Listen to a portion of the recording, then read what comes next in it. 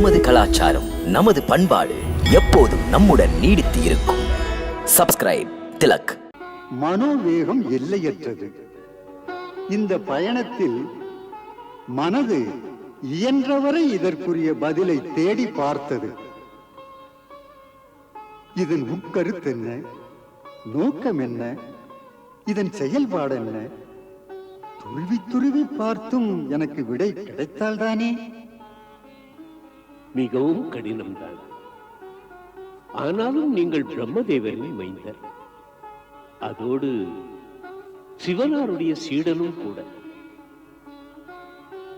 நடப்பதும் நடக்க இருப்பதும் தங்களுக்கு உள்ளங்கை நெல்லிக்கனி போல் நன்றாக தெரியுமே. அப்படிப்பட்ட தாங்களா இப்படி சொல்வது?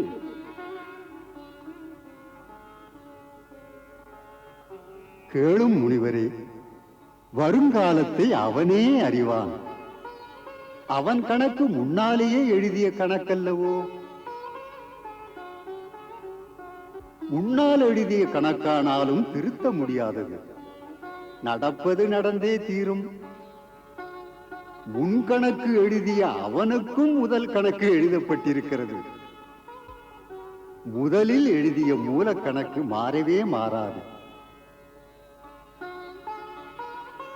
அவன் இஷ்டப்படிதான் சிருஷ்டிக்கப்படுகிறது, மாறுகிறது.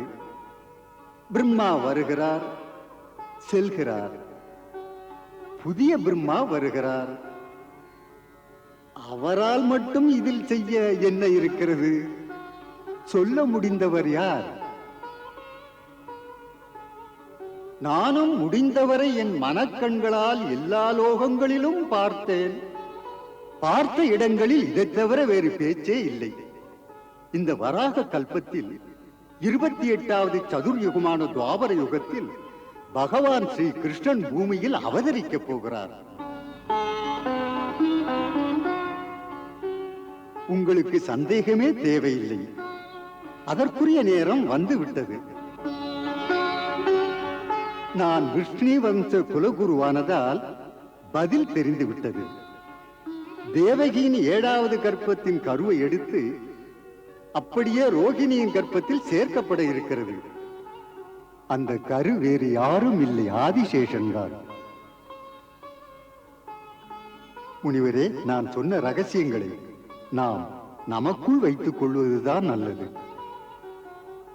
மன்னிக்க வேண்டும். தேவகியின் கர்ப்பத்தை மாற்ற காரணம் என்ன?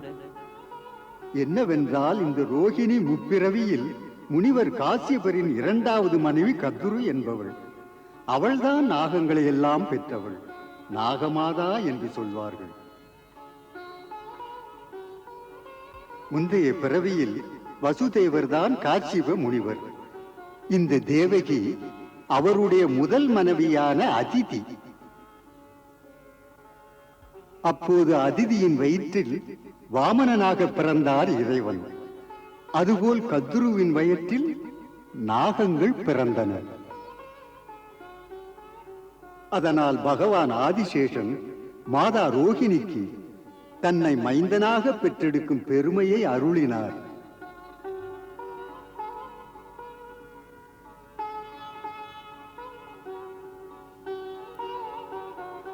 பார்த்தேன். என்ன பார்த்தேன் என்று அறியேன். நான் பார்த்தது பரவசப்படுத்தும் காட்சி. கணக்கிட முடியாத சூரியன்களின் பேரொளி. அதை கண்டதும் நான் என்னையே மறந்து செயலிழந்தேன்.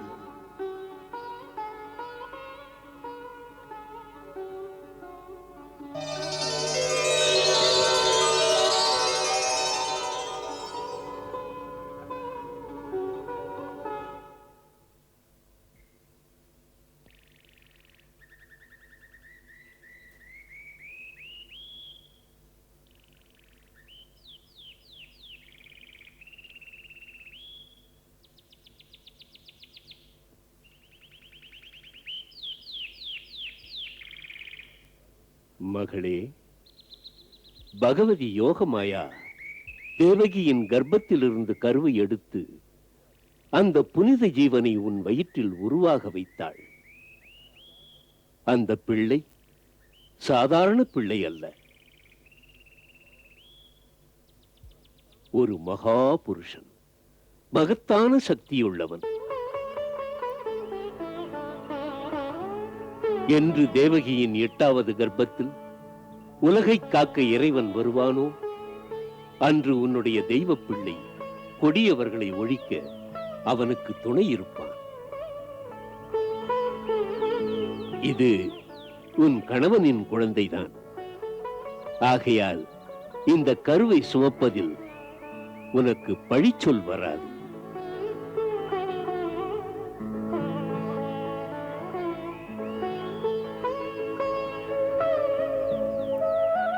உலகம் இனி வரப்போகும் யுகங்களில் இந்த வீர மகனை பெற்றதற்காக உன்னை வாழ்த்தும். முனிவரே, இன்றைய என் நிலை என்ன?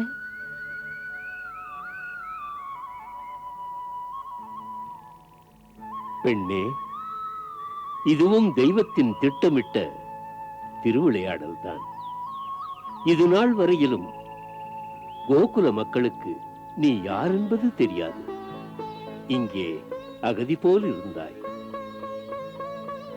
இனிமேல் உன்னை நந்தராஜன் மற்றவர் அறிய வசுதேவரின் மனைவி ராணி ரோகிணியாக கோகுலம் அழைத்துச் செல்வார்.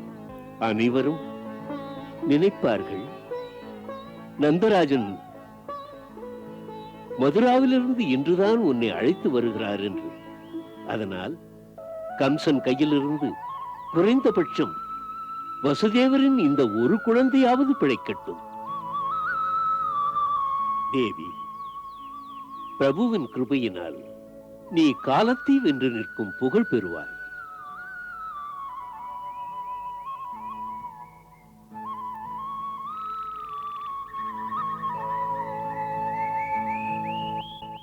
தெரியுமா, தேவகிக்கு கருச்சிதைவு ஆகிவிட்டதாம். பாவம், இத்தனை மாதம் சுமந்தாள் தேவகி.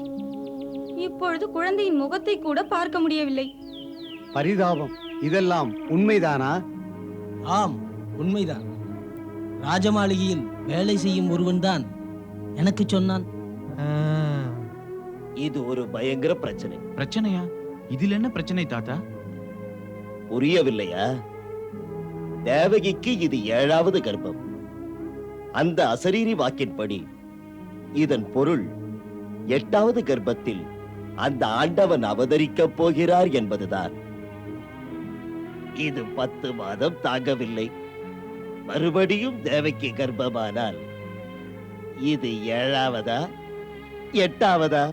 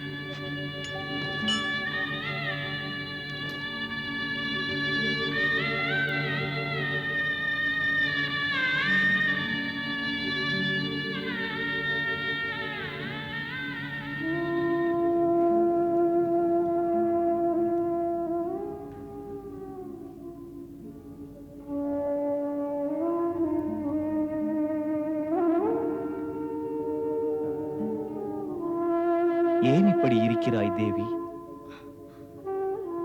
எதுவும் கேட்காதீர்கள். மூடாத கண்கள் பிரபுவுக்கு நன்றி சொல்கின்றன. எனக்கு கர்ப்பச்சிதைவு ஏற்பட்டதும் நன்மைக்குத்தான். பெற்றிருந்தால் பலியிடத்தானே செய்வீர்கள். அண்ணன் குழந்தையை கருணையின்றி கல்லிலே அடித்து பழி வாங்கி இருப்பான் அல்லவா?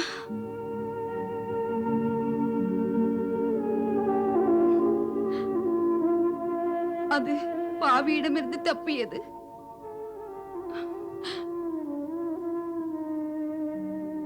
பாவம் அம்மாவின் வயிற்றுக்குள்ளேயே மடிந்து போயிற்று. மடிந்ததா? இல்லை,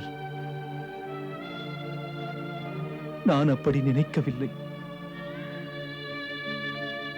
ஆம் தேவகி, அந்த சிசு கர்ப்பத்தில் இருக்கையில் சிறைக்கூடமே ஒளி வீசி அதிசயம் நிகழ்த்தியது. அந்த ஜீவனுக்கா நம்ப முடியாத இந்த இந்த ஒரு முடிவு? இல்லை, என் மனது இதை ஏற்கவில்லை. ஏன்? ஆம், அவ்வப்போது புண்பட்ட எனக்கும் அதே சிந்தனை. நான் நினைக்கிறேன், கம்சனிடம் பலியாக வேண்டாம் என்று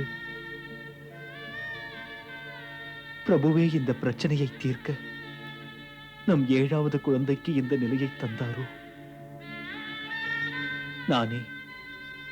நானே இன்று அந்த ஆண்டவன் வரும் சமயத்தை சந்தேகிக்கின்றேன்.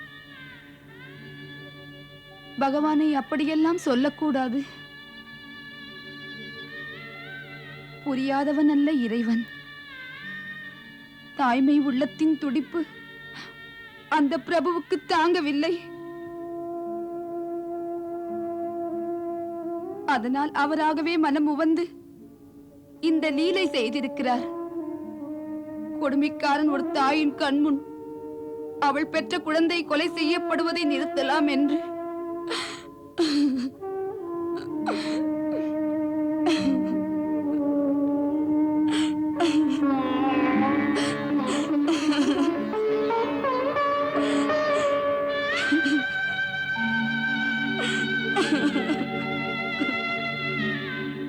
அழாதே,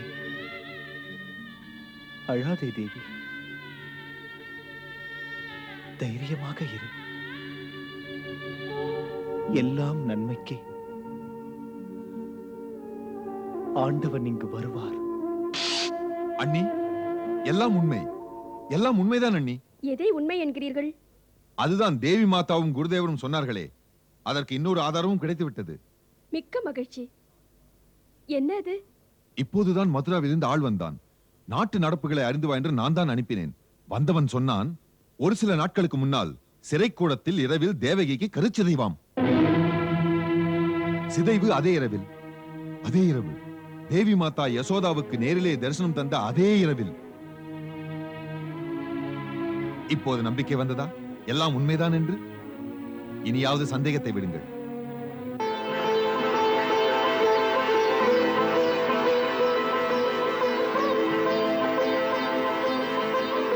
மகிழ்ச்சிக்குரிய விஷயம் இன்னொன்று இருக்கிறது நண்பரே. இது நிஜமாக இருந்தால் தேவி மாதா தரிசனம் கொடுத்த வேளை யசோதா தேவிக்கும் தாய்மை அடைவதற்கு பொருத்தமாக அமைந்திருக்கிறது. இப்போதே குருதேவர் சாண்டிலியரை சந்தித்து அனுஷ்டானங்களை செய்யுங்கள். ஓ, அதை சொல்ல மறந்துவிட்டேன். என்ன? குருதேவர் ஏகாதசி என்றுதான் யாக காரியங்களை தொடங்கினார். நாம் இன்றிலிருந்து விரதம் இருக்க வேண்டும் யசோதா. ஓம் கௌரி மிமாய சலிலானி தக்ஷதி ஏகபதி த்விபதி சா சதுஷ்பதி அஷ்டாபதி நவபதி சா பபூவஷி சஹஸ்ராட்சரா பரமேவ யோமன் ஸ்வாஹா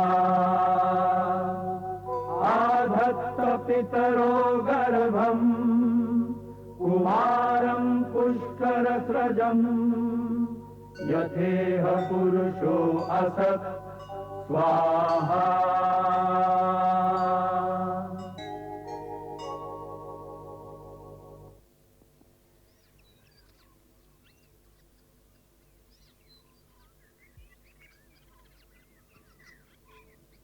யஜ்ஞதேவர் உங்கள் விருப்பங்களை நிறைவேற்றுவார்.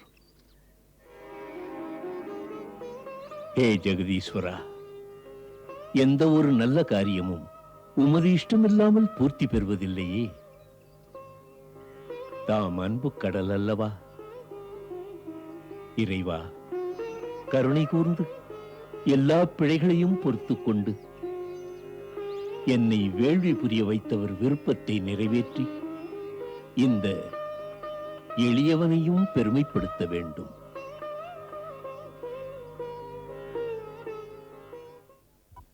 மாலதி, தேவிக்கு மறுபடியும் கர்ப்பமாகி இருக்கிறாள்.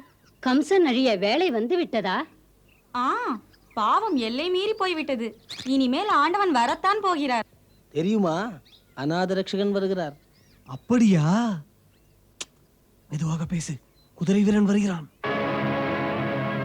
வரட்டுமே, எனக்கொன்றும் பயமில்லை. காப்பாற்ற அநாத ரட்சகன் வருகிறார். என்ன, மாளிகையில் நான் அதிகாரி என்று தெரிந்தும் அலட்சியமா? அரண்மனை அதிகாரி என்றால் எனக்கு பயமில்லை. அந்த கம்சனே வந்தாலும் நான் பயப்பட மாட்டேன். காப்பாற்ற ஆண்டவன் வருகிறார். உன்னை போல் எங்கள் அரசனுக்கு அடங்காத ஆளை இந்த மதுராவில் நான் உயிரோடு விட மாட்டேன்.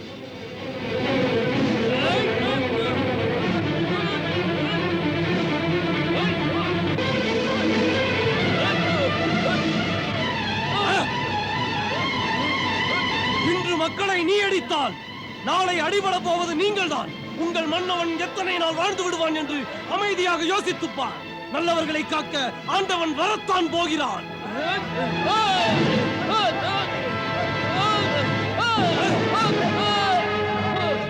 காப்பாற்ற கடவுள் வருவார்.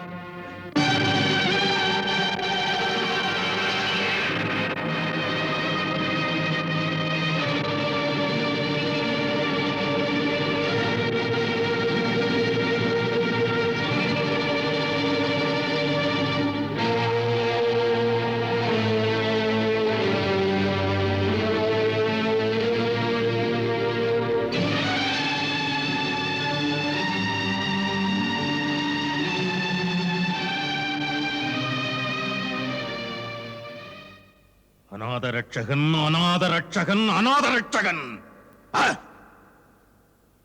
யார் அநாத ரட்சகன்? கம்சன் இருக்கையில் தளபதி, நமது வீரனுக்கு நேர்ந்த அவமானத்திற்கு பதிலடி மதுரா மக்களுக்கு கொடுக்கப்பட வேண்டும்.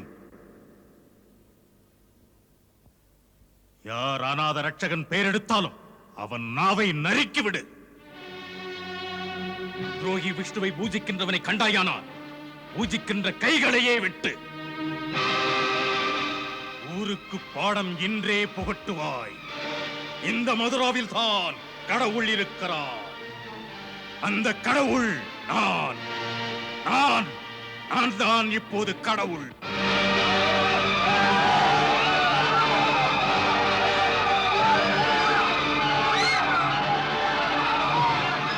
கூட்டம் கூட்டமாக மக்களை கொல்லு.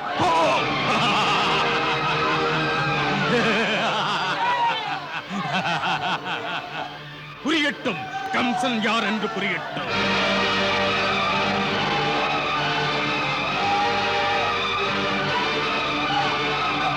எரியட்டும், எங்கும் எரியட்டும்.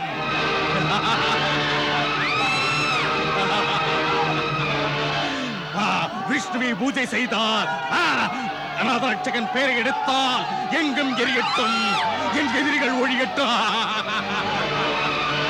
கூப்பிடுங்கள், அந்த அநாத ரட்சகனை கூப்பிடுங்கள், கூப்பிடுங்கள்.